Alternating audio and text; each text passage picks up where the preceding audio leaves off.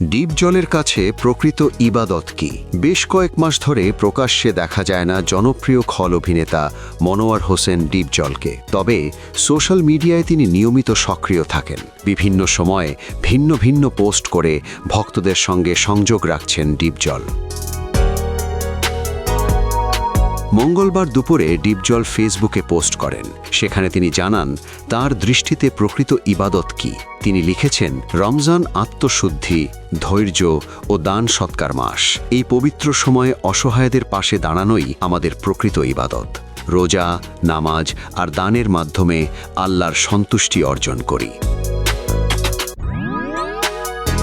অভিনয়ে নিয়মিত না থাকলেও বাংলাদেশ চলচ্চিত্র শিল্পী সমিতির সাধারণ সম্পাদক হিসেবেও দায়িত্ব পালন করছেন এই অভিনেতা। তবে সাম্প্রতিক সময়ে বিভিন্ন অনুষ্ঠান ও শোবিজ আয়োজনগুলোতে তাকে খুব একটা দেখা যাচ্ছে না।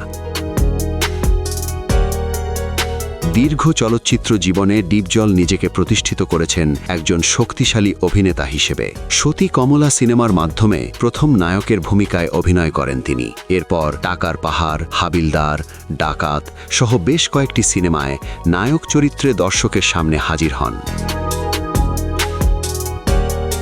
পরবর্তীতে পরিচালক কাজী হায়াতের পরিচালনায় তেজি সিনেমার মাধ্যমে প্রথমবার খল চরিত্রে অভিনয় করেন ডিপজল। এরপর একের পর এক ব্যবসা সফল সিনেমায় খলনায়কের চরিত্রে অভিনয় করে তিনি বাংলা চলচ্চিত্রে নিজের জন্য আলাদা একটি জায়গা তৈরি করেন। তার সংলাপ, উপস্থিতি ও অভিনয় শৈলী আজও দর্শকের কাছে স্মরণীয়। বর্তমানে ডিপজল অভিনীত ও প্রযোজিত বেশ কয়েকটি সিনেমা মুক্তির অপেক্ষায় রয়েছে। অভিনয়ের পাশাপাশি চলচ্চিত্র শিল্পী সমিতির কার্যক্রম নিয়েও তিনি সময় দিচ্ছেন বলে জানা গেছে।